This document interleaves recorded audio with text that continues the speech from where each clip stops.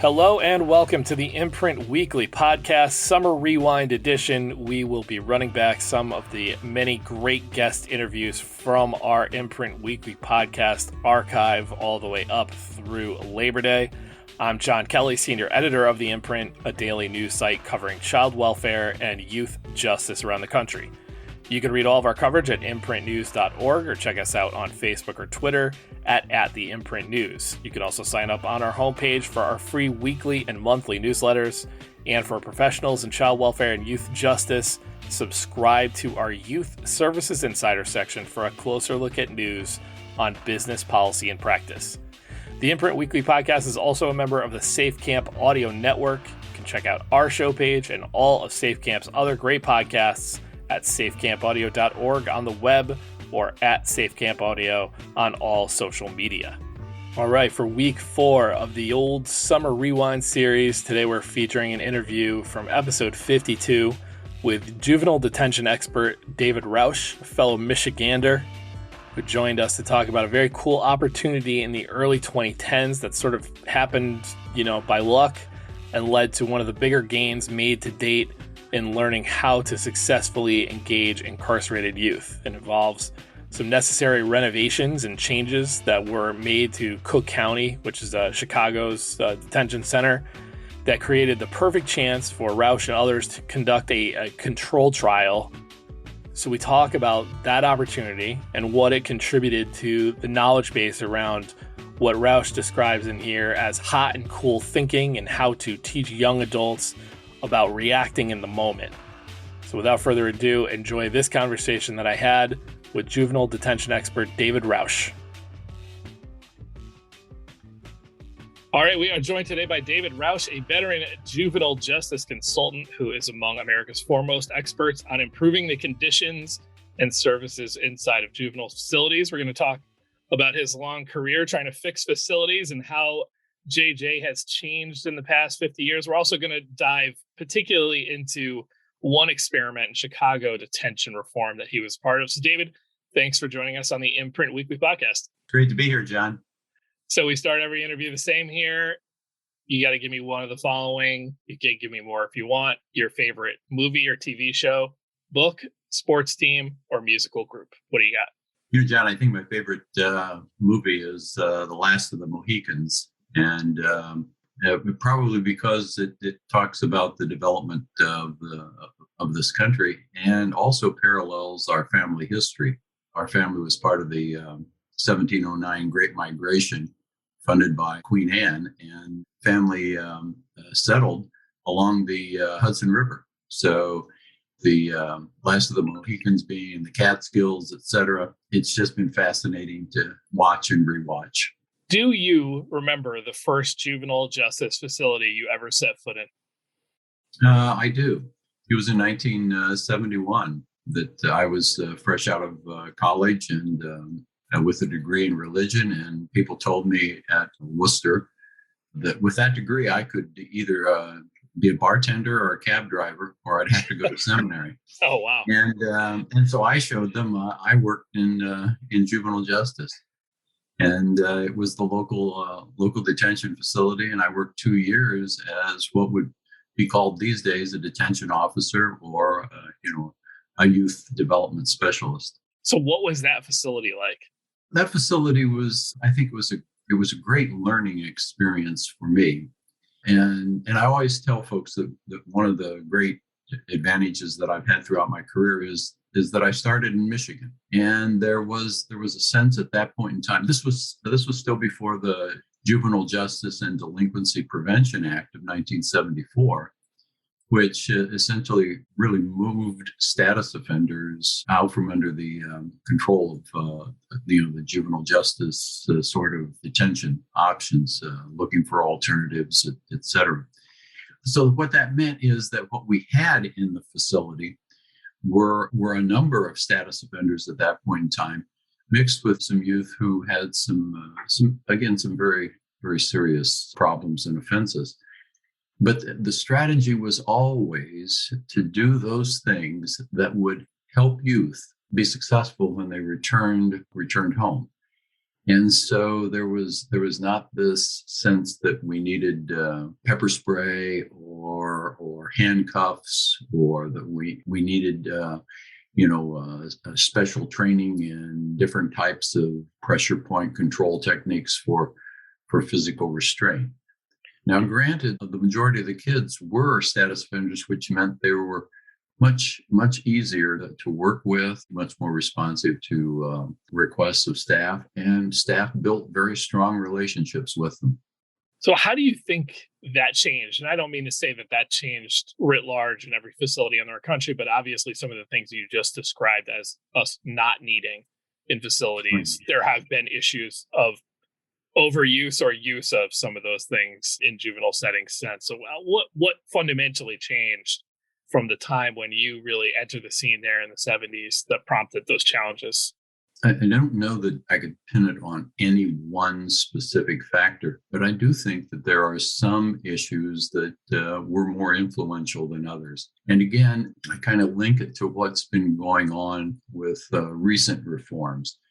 And that is that there has been a distilling out of the locked or secure setting, those youth who do not need it.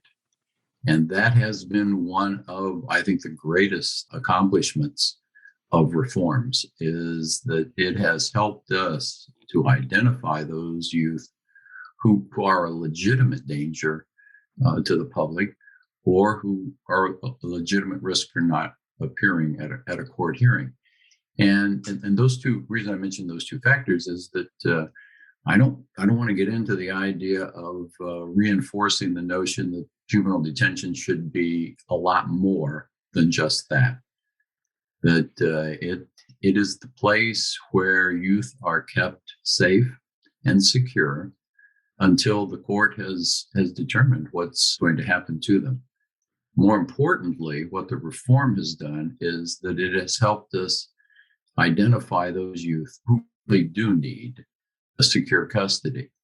Stated oppositely, it has been a refreshing experiment showing others in the public and juvenile justice system exactly how many kids do not need secure custody in order to succeed and in order not to reoffend and to appear in court when they're supposed to.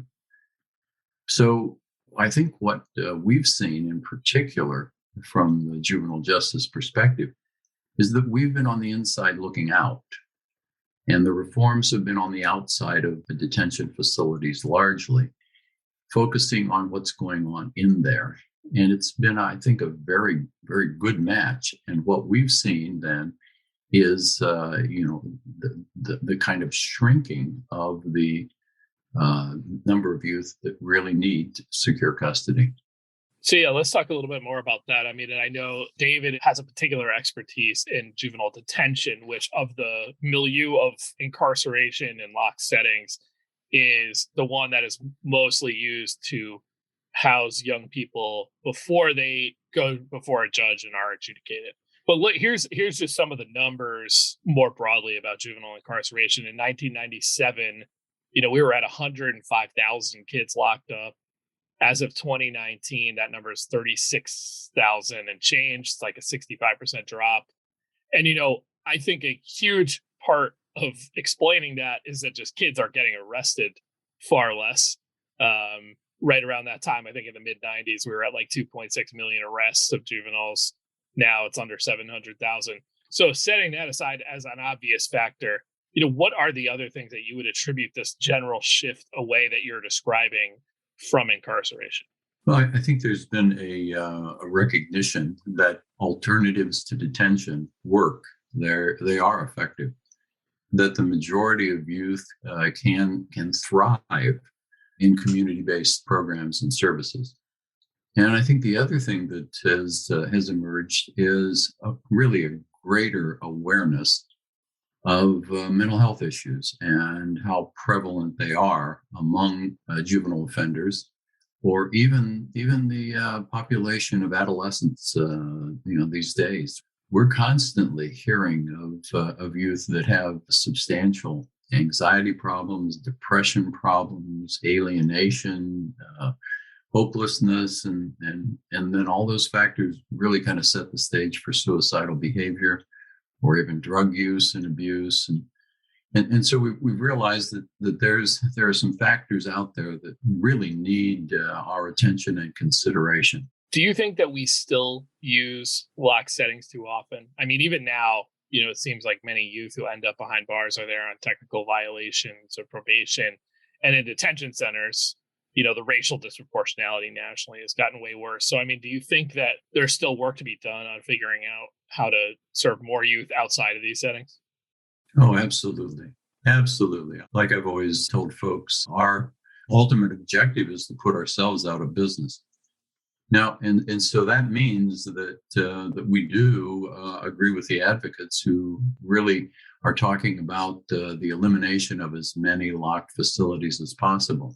And I take great personal satisfaction in during my time with the Department of Justice and Civil Rights Division, and doing fact finding or monitoring of consent decrees.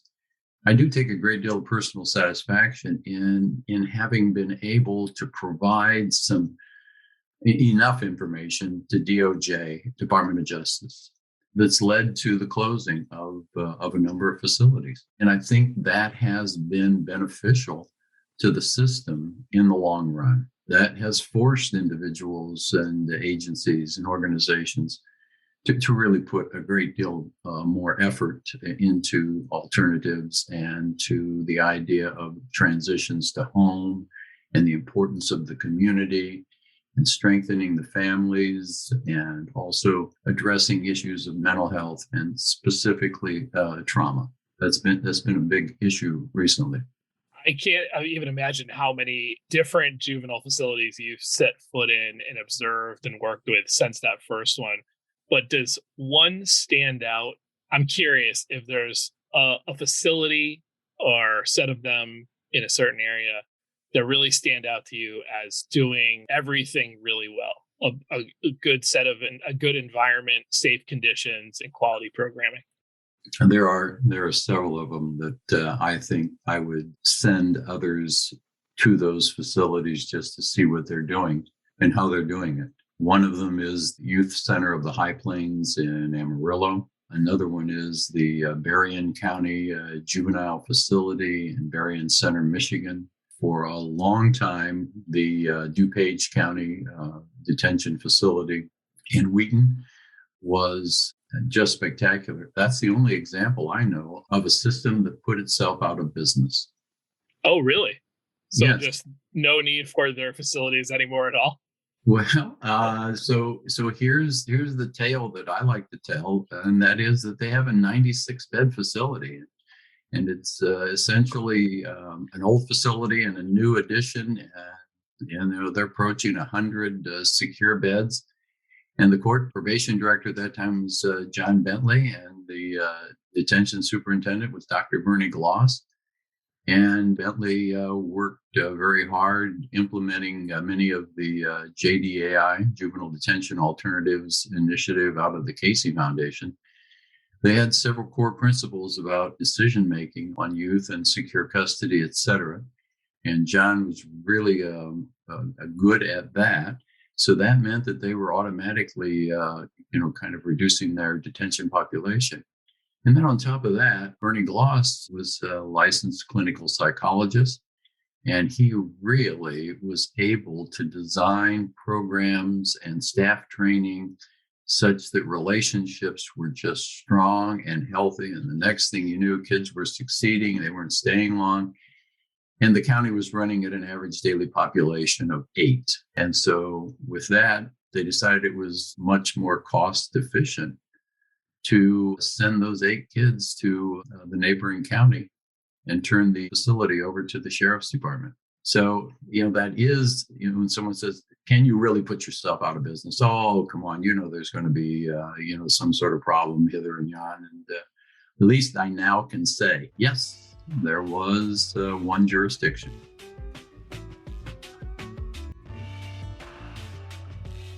Hi, my name is Christy Rennick, and I'm co-executive director of Fostering Media Connections. If you're enjoying the Imprint Weekly Podcast, please consider supporting it and all the other great work our team is doing. Every day, Fostering Media Connections is reporting on important child welfare and youth justice news through the Imprint, our daily news site. We're reaching foster and kinship caregivers directly in their homes with our award-winning magazine, Fostering Families Today. We help youth with lived experience share their stories and views through our Youth Voices Rising program. And we recently launched Safe Camp Audio, a podcast network featuring a wide range of shows on youth, families, justice, and the social safety net. To support our work and the amazing people who do it, please visit fosteringmediaconnections.org/donate. That's fosteringmediaconnections.org/donate. Thank you. Let's talk now about the Chicago experiment. I don't know if you have another name for it in your head. I always think of it that way. So let me just set the stage a little bit historically, give a little timeline, and then we'll jump into it. In the 1970s, Chicago, Cook County Chicago's the hub of, built a massive detention complex, juvenile detention complex, got like 30 units in it, total capacity of 500. Fast forward a couple of decades, what you might expect would happen in such a large facility did.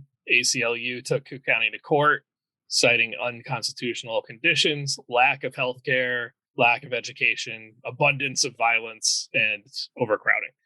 As things continue to be bad, in 2007, the court appoints a receiver to take over named Earl Dunlap. Now, I had personally met Earl Dunlap a couple of years before this, when he was in Washington, D.C., and I was covering juvenile justice at the time for another publication. He just dropped by our office. I don't know if I ever told you this story, David, but he was just talking to us about what's going on, what they're trying to do. At the time, there was a new leadership system in D.C., and they were trying to close a youth prison. So after the judge decides what happens to your facility, and go with a smaller one. And Earl was brought in to assist with that. And I think the thing that just I'll always remember was that I found out during the conversation that he was actually living in the facility that they were trying to close so that he could get an understanding of what the kids were experiencing. So that's the type of guy he is. He's pretty straight shooter and quite an interesting character in the history of juvenile justice, right? Is that a fair assessment of him? I think you're the master of understatement. Yes. Yeah. So we'll talk about what the new approach that is born in this detention center is in a minute. But first, explain how this change, Earl's leadership, and the plans in Cook County set the stage for a unique opportunity to gauge and actually measure the impact of a new approach to serving youth in detention. Well, as you can well imagine, court appointing Earl was a significant issue. I'm not aware of another detention facility where the court has said to the local jurisdiction, okay, here's the person that's going to run things, and that person is going to have control over budgets and operations, et cetera. So it was a huge issue and huge facility. A little background on that is that there was a point in time about 10 years before the court intervention, when the average daily population was over 800 in a 498-bed facility, and everyone rounds up to 500. And so we'll say 500-bed facility. And so that meant that there had been a huge problem with overcrowding. And the overcrowding was part of the issue that contributed to allegation of egregious conditions of confinement. That was one factor that was going on. And then the population not only dropped from the 800 level, due in large part to implementing the recommendations of the Juvenile Detention Alternatives Initiative in the probation department, but it actually got down into the 300s. So there was a substantial drop in the population. And again, talking about inside the reforms looking out, or inside the court intervention, what we saw was, again, this process that mental health issues weren't more serious. It's just that the proportion of mental health issues in that smaller population was substantially larger. Right. So just to recap before you keep going on this, you had a situation where there's hundreds more kids than there's supposed to be. You mentioned twice here the Juvenile Detention's Alternative Initiative, JDAI from Casey.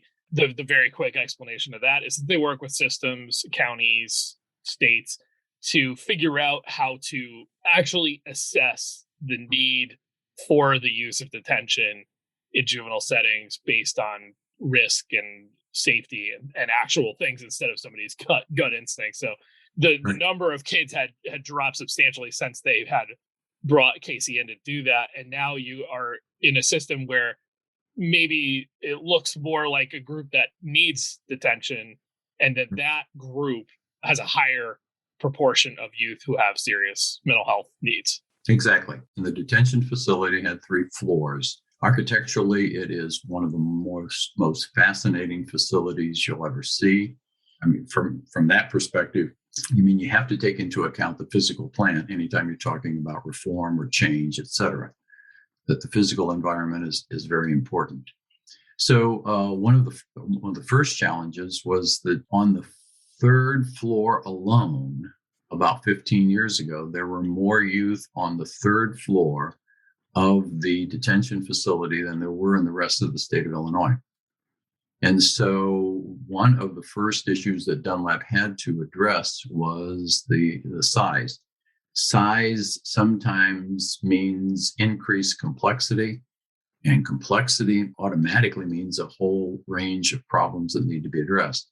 So the first thing that Dunlap did was to repeat what previous superintendent Jesse Doyle had done, and that is to try to make 3 organizational units, the 3rd floor, 4th floor, and 5th floor of the facility, and maybe operate them as kind of separate facilities, all under one roof. Well, it was a great idea, but what happened is that, and the reason that it didn't work as well as it could under Jesse Doyle was the fact that it was still too big and still too complex. And so Dunlap decided at that point in time that he would create 10 centers, and he called it centers within a center. And I think this is part of the genius of what happened. And that is that he told staff that we would have 10 independent detention facilities, all under one roof. And it would be the same concept of having a regional office for 10 different facilities around the area. And within those centers, there were 3 living units. So you're able to do some classification. There were then 1 center for girls. And so when the process of change occurred, and the change did not occur right away, because in talking about reform, there were several things that had to be in place first. There had to be some structure and regularity in terms of the scheduling of staff, the assignment of staff. Most detention facilities have 3 schedules or shifts that staff work. And at the time of the court intervention, I think there were 9 different staff schedules. And so you might have a regular AM shift being 7 o'clock in the morning till 3 o'clock in the afternoon. And at that time, there was a 7 o'clock to 3 o'clock shift. Then there was a 7:30 to 3:30 shift. And then there was an 8 o'clock shift and a 9 o'clock.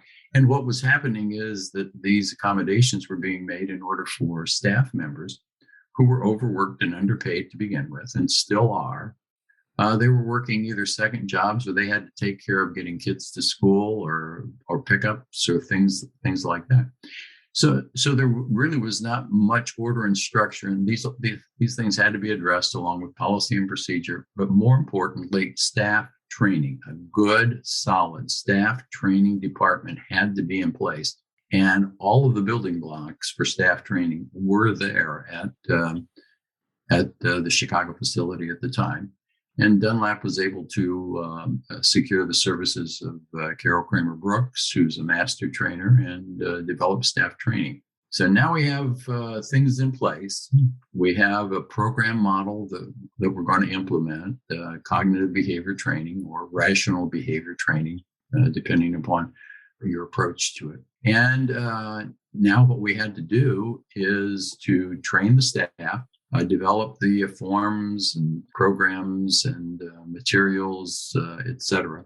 And Dunlap then decided, okay, we'll get one unit and get it started, and then we'll move to the next unit. So we're going to go sequentially through centers 1 through, and it turns out to be 1 through 8 by the time the whole thing occurred. So we're going to do that sequentially.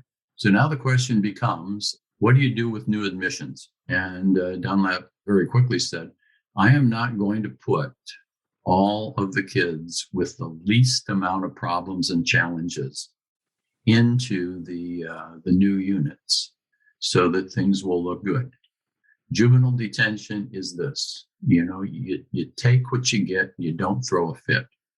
The issue was that detention takes the youth that are assigned to them. And so Dunlap said, hey, we're going to do the same thing with these 10 centers. And so the first youth was assigned to the first new CBT unit. And the next youth was assigned to the next center. And that may not have been a reform center yet because, these were going sequentially. So in essence, when the University of Chicago Crime Lab started to talk to us about some evaluation things that they would like to be able to do, because we were using a CBT program very similar to what the Becoming a Man, BAM program was using in the Chicago public schools.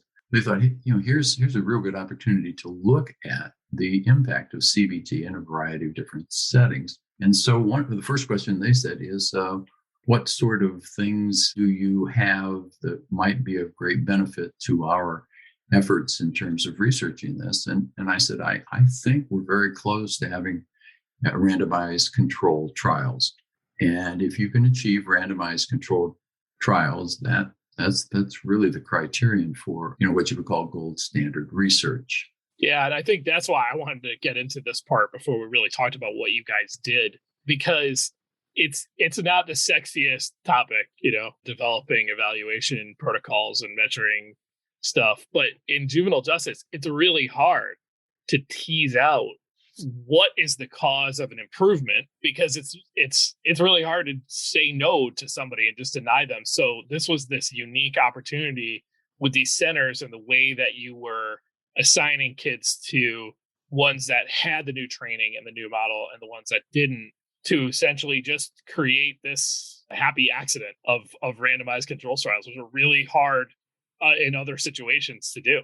You're exactly right. And I think it was a unique opportunity to do this. And I think that's part of the reason that we believe the outcomes are so much more powerful. And so what the University of Chicago Crime Lab did was set up a very, very good way of making sure that each admission was randomly assigned either a CBT unit or an old style unit. All right, so let's get into that now, because you mentioned CBT, cognitive behavioral therapy, for folks who don't know those initials, which I think you guys blended with some other models, including BAM, right? Becoming a Man, which has been incubated by the crime lab at the University of Chicago. So I think the best way to do this is for a youth who received the interventions in one of the new units, describe for listeners what they got versus what a youth in, let's call it a business as usual unit got. Like take one and then the other. Okay. First of all, the CBT, cognitive behavior training. Training. And part of it, and it's important to say it that way. We were really depending upon powerful relationships between staff and youth to be the entree for using some of the cognitive behavioral techniques. Part of it is that this is not therapy. We weren't in the fixing business. We were in the helping business. And so the CBT really allowed staff members to understand from the behavioral aspect reinforcement theory. In other words, that you can have much more powerful influence on youth if you focus on positive youth development and the things that youth do well, and then are able, by creating a very very safe environment to enlist the youth's support in identifying the things that they need moving forward and in their transitions back to the community. Talk a little bit about the concept of hot and cool thinking and how this plays into, your guys' approach to working with young people in the new units. I think one of the greatest contributions that a crime lab made was that they introduced to us the concept of thinking fast and thinking slow. This was from Daniel Kahneman, Nobel laureate. And essentially, he said that there were roughly two decision-making processes. And again, this is an oversimplification. There are basically two processes. One was very, very fast, very automatic, very emotional, sometimes fueled by anger or survival sort of responses. And when you would talk to youth about that fast system, they all nodded their head. They all knew what it was. And you would ask them, so tell me, what kind of outcomes do you usually have with this automatic stuff? And they would say, ooh, not very good, not very good. And then we explained the slow, the cool decision-making. And that was the one that was more rational, calm, etc. That's the one that, particularly in terms of trauma responsive programs, they talk about the calming of a youth, the self-regulation, talk about then the implementation of mindfulness techniques and things of that nature. So it's the calming down of the youth, the de-escalation. And so the contribution that Crime Lab made was to simply say, the essence of an intervention using CBT is getting the youth to stop the automatic thinking and then move on to a cooler, more calm thinking. Yeah, it makes me think of Bruce Perry's work on child trauma and the neurosequential model. It seems like so much of this work now is coalescing around the concept of being able to work with people on their stress response, which is something that we all, experience and have a need for. Absolutely. And I appreciate your reference to Bruce Perry. We were fortunate enough when we looked at what some of the active ingredients were. One of the individuals that was an advisor to us was Dr. Gene Griffin out of Northwestern Medical. And Gene got us in touch with Bruce Perry and Stuart Ablin out of Harvard. And we had a very, very productive conference call, Zoom meeting. And we learned a lot. And we were gratified to know that the things we were doing were very consistent with the strategies that Gene and Bruce Perry were advocating. Are you a professional in the field of child welfare, juvenile justice, or other family and youth services? Subscribe today to Youth Services Insider, the Imprint's exclusive section on all the insider news you need to stay in the know. Funding opportunities, major federal and state policy shifts, interviews with key leaders in the field. It's all available only for our Youth Services Insider subscribers. Sign up for a monthly or yearly subscription today by visiting imprintnews.org/subscribe. Our podcast listeners get 10% off their subscription by entering the promo code podcast10. That's imprintnews.org/subscribe and get 10% off your subscription by entering the promo code podcast10 today.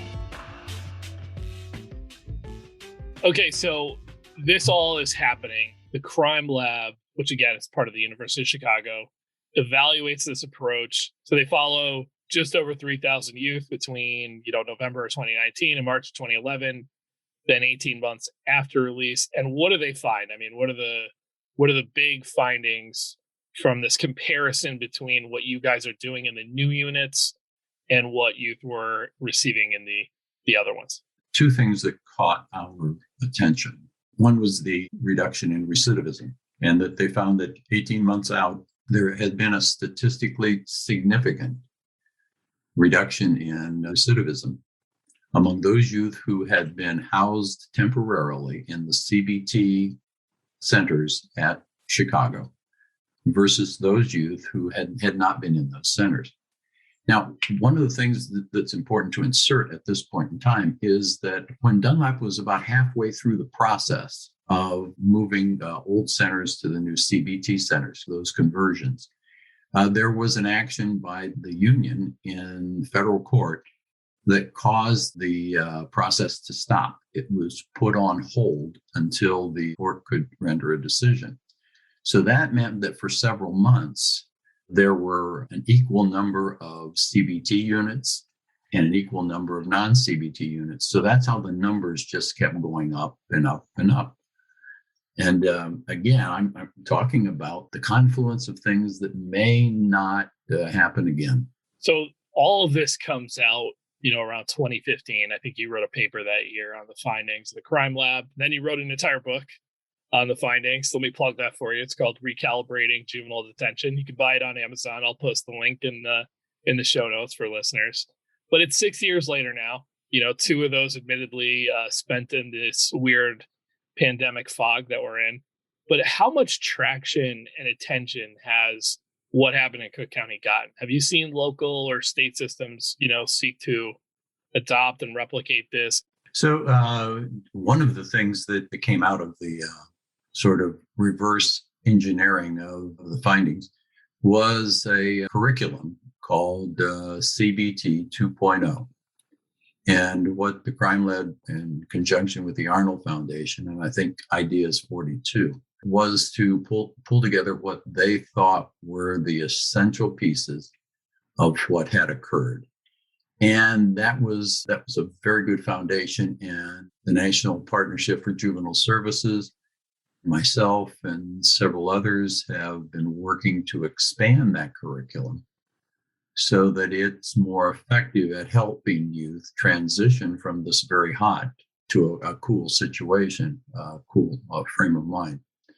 And in the interim, I think the first place was Solano County in California. Chief Probation Officer Dr. Chris Hansen contacted me several years ago and said, hey, I've read about what's happened in Cook County. I like it. I like it a lot.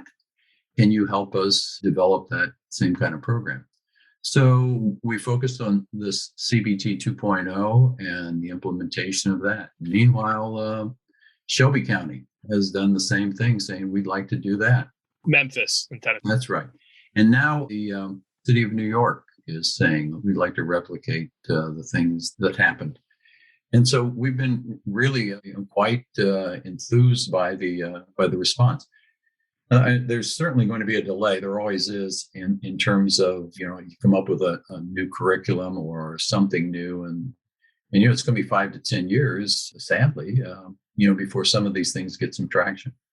And I think that's where we are. We're seeing a great deal of interest, renewed interest in the idea of let's do something that's trauma responsive, that has a positive youth development component, that works with all of the things that we know will work with youth, relationship building, safe environment, right down the line. I'm sure there's not some very specific answer to this, but I'm curious when, Solano County comes calling or New York, I would imagine one question that systems that have some interest in this is how much does this cost to do? So how would you describe the cost of implementing CBT 2.0 as your kind of default, system within your juvenile detention system? Well, actually, that was one of the things that caught the attention of the President's Council on Economic Advisors. And they read the reports that came out of the University of Chicago Crime Lab. And one of the things that the behavioral economists at the Crime Lab were able to calculate is a cost-benefit ratio. And what they were saying, based on their studies, is that the cost-benefit was somewhere between $1 to $25 to $30. In terms of for every dollar invested, there was a $25 to $35 savings or return based on the fact of reduced need for expensive bed care, bed days of youth. So the important thing is the benefit there. But when you talk about specifically what's it going to cost, well, it may, in every situation where we've done a staffing analysis, what we've recommended is some additional staff. So there's an additional staff issue, but not substantial. And then there's the focus on staff training. And part of the reason that you need more staff is that the more training you do, the more shifts you have to fill while people are out and doing the training. And the last thing you want to do is burn out your staff on training, and then it just doesn't work. When people are tired and exhausted to go through training. So there's a cost obviously involved in bringing people in to train on this. There's likely a need for more staff, but the findings, within Chicago are that the money you put into that, you get back 25 to 30 fold. Is that what they were finding? The fascinating thing about this whole experience, John, is that we had some of the absolute best and brightest individuals out of economics and psychology doing these evaluation pieces through the University of Chicago. And I keep telling folks, okay, you can debate all you want about a cost-benefit ratio and how it's calculated and the implications of it. The thing that's really hard to dispute is the quality of the cost-benefit estimates and the economic analyses done by the University of Chicago. I mean, these were just some really, really bright folks who did some great work and were incredibly conscientious about making sure that they did it right. Last question for you. Missouri's juvenile justice system did a complete rethinking of the environment and content within its post-adjudication facility. So not detention like we're talking about. They moved it in a similar direction, though, more towards youth development-oriented programming, less penal surroundings, saw big reductions in recidivism. I remember one of its leaders telling me once that, kind of a weird negative externality of all that was that judges started to kind of jump at the chance to send kids there that really didn't need to be, because it was so good and it was getting such good results. How should systems guard against that? Like, what's the right way to reform and improve a juvenile setting like detention without attracting kids via judges and via the system that don't need to be there? Yeah, that's an excellent question. First, I am really, really impressed with what Mark Stewart was able to create. And Tim Decker, really sustained that also. And they're right on the mark. The Missouri approach is really essentially quite solid and strong and has applicability even to juvenile detention. And so it's very powerful there. Well, several years ago, Earl Dunlap and I had an article published by the National Council of Juvenile and Family Court Judges that really talked about detention as process versus place. In other words, the detention, if you're going to take custody, that custody can range from something very secure to something very, very non-secure, community-based, et cetera. That was very popular within the idea of a continuum was very popular with Casey Foundation initiatives right down the line. But we were criticized fairly harshly by some of the advocates that all we were doing was seducing judges into putting kids in juvenile detention facilities for all the wrong reasons. And all the wrong reasons seem to center in large part around the fact that juvenile detention was immediately available and immediately accessible. And so if you had a youth that was struggling in one way or the other, maybe needed a little structure, a little time out from things, some remedial education, some health, some counseling, you could get that in juvenile detention that was taking a helpful approach right down the line. And so the advocates are right in terms of saying that one of the downsides of doing things really well in terms of quality of care is that it's going to present to the judges a kind of immediately accessible solution to some of their problems.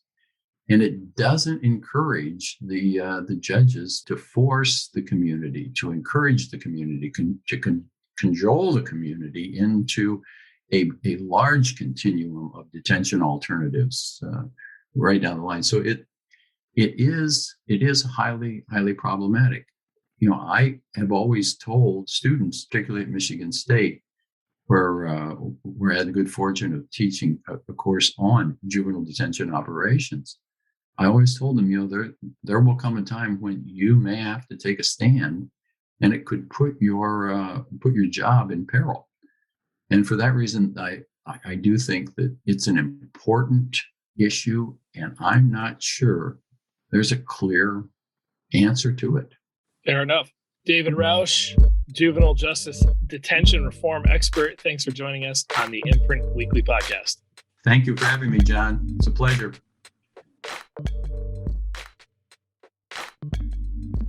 Thanks for joining us today for this summer rewind edition of the Imprint Weekly Podcast. The Imprint Weekly Podcast is a production of the Safe Camp Audio Network, which is a division of Fostering Media Connections.